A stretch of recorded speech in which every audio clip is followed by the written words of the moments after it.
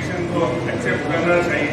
तो सबसे पहला पॉइंट ये है कि 10 मिनट में किडनी स्टोन का पेन खत्म होता है।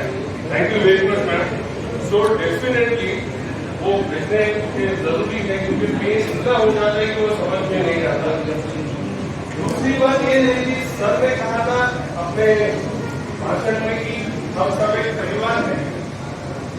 तो सचमुच में ये परिवार समझ में आया कि इतनी सारे टेक्निकल प्रॉब्लम्स आए, इतने सारे सिचुएशंस आए, इतने सारे लोग एक दूसरे को मेहनत कर रहे हैं। बस सबसे ऊपर एक चीज थी कि सब लोग शांति से सुन भी रहे थे और जो लोग यहाँ पे तकलीफ दूर करने के पीछे खड़े थे वो भी शांति से सुन रहे थे। और उसके ऊपर एक पॉइंट बड़े सर ने भी कहा और वो सबसे मेन इंपॉर्टेंट पॉइंट है अगर देखा जाए तो कि नेचुरोपैथी हो, एलोपैथी हो, इलेक्ट्रो होम्योपैथी हो, होम्योपैथी हो, हर एक पैथी अपने आप में एक रिस्पेक्टफुल है। हर किसी का रिस्पेक्ट हो जाए क्योंकि हर पैथी एक ही चीज, हर एक का एक ही मकसद है, वो है अपने पेशेंट के चेहरे पे स्माइल लाना। दैट इज द ओनली मकसद। बाकी किसी भी तरीके से अभी जैसे हमारा एक इंसान का शरीर है तो वो हर एक सूत्रों से बना हुआ है, आम वात कफ में ये जो चीजें हैं उसमें। तो हर एक पेशेंट, हर एक व्यक्ति उसको कौन सी मात्रा किस तरीके से, किस माध्यम से, किस रूप से, किस वर्किंग से लागू पड़ेगी वो हम एज ए डॉक्टर सोच नहीं सकते जब तक वो पेशेंट अपने से 100% लॉयल बात नहीं करता तब तक नहीं समझ में आता। वो हमको बोलता है कि हम जाएंगे घर पे दवाई ले लेंगे और वो दवाई लेता है, पूरी तरह से लेता है, आधी लेता है या नहीं लेता है, या 3 दिन में उसको ऑफिस जाना पड़ता है, उसको छुट्टी नहीं मिलती, तो वो कौन सी दवाई लेके शिफ्ट होता है वो पता नहीं चलता।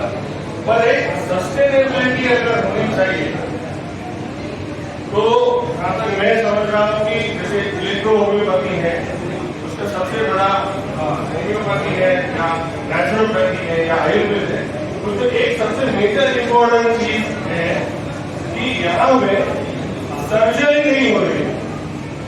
ये सबसे बड़ी बात है।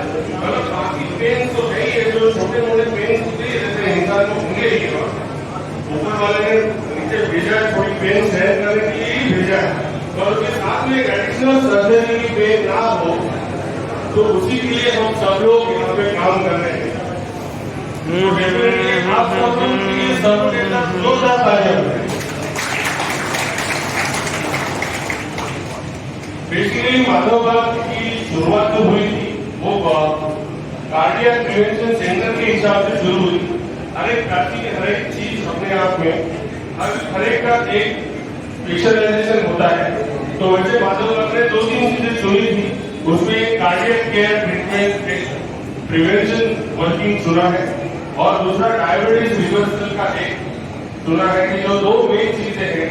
आज over period of time last 15 years India में जैसे सर ने कहा कि रेशो जो है कार्डियक में भी और डायबिटीज में भी रेशो जो है वो बहुत ज्यादा बढ़ रहा है।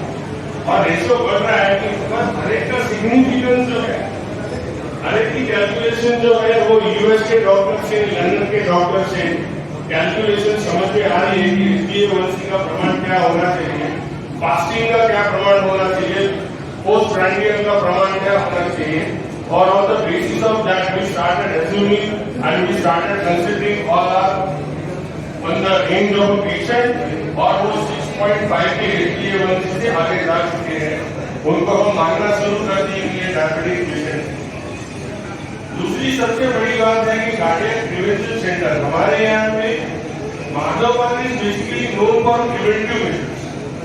हम लोग प्रिवेंटिव मेजर्स पे बहुत ज्यादा विश्वास रखते हैं ताकि rather than direct static treatment होनी चाहिए।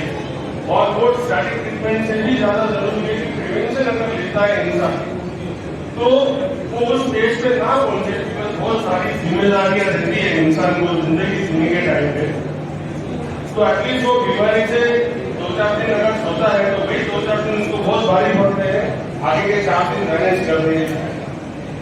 सो कार्डियक प्रिवेंशन ट्रीटमेंट है या डायबिटीज ट्रीटमेंट है, तो तो उसमें हम लोग ये सोचते हैं कि जो पेशेंट को एक्चुअली एज ए प्रिवेंशन उसका डाइट क्या रखना चाहिए, उसका एक्सरसाइज क्या होना चाहिए, उसके साथ में हम लोग ये सोचते हैं कि उसमें बहुत सारे वैरायटीज ऑफ पंचकर्म थे कि जिस पंचकर्म के बेसिस पे उसका डायबिटीज रिवर्सल भी हो सकता है और एट द सेम टाइम उसका कार्डियक प्रिवेंशन ट्रीटमेंट भी हो सकता है कि जो ब्लड प्रेशर से शुरुआत होता है एंड अंजाइना पेक्टोरिस है, हार्ट ब्लॉकेजेस है। अभी हार्ट ब्लॉकेजेस में कैल्शियम ब्लॉकेजेस है, टिश्यू ब्लॉकेजेस है। बेस्ड ऑन दैट हम लोग सीटी एंजियोग्राफी करते हैं other than going for angiography. CT angiography करने के बाद हमको एक समझ में आता है कि क्या टाइप का blockages. Based on that we give a treatment to the patient कि जो एटलीस्ट ट्रीटमेंट 6 महीने से 8 महीना चले तो वो पेशेंट आगे के 3 साल 4 साल 5 साल 6 साल based on his own diet plan, based on his exercise वो ठीक रह सकता है without any problem. Same case same parameter goes with diabetes also कि लोग बोलते हैं कि हाँ सर मीठा खाना बंद कर देंगे तो डेफिनेटली डायबिटीज रिवर्स हो सकता है।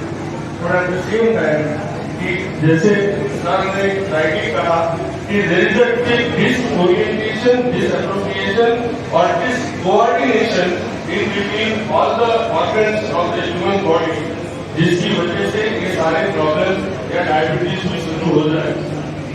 तो कंसिडरिंग दैट कि कंटिन्यूअस क्या होना चाहिए, उसकी मूवमेंट क्या होना चाहिए, उसमें इंसुलिन कितना होना चाहिए, होना नहीं चाहिए, ये सारी चीजें कंसिडर करने से अच्छा है कि क्या प्रिवेंशन लिया जा सकता है। अगर प्रिवेंशन करे डॉक्टर जैसे आपकी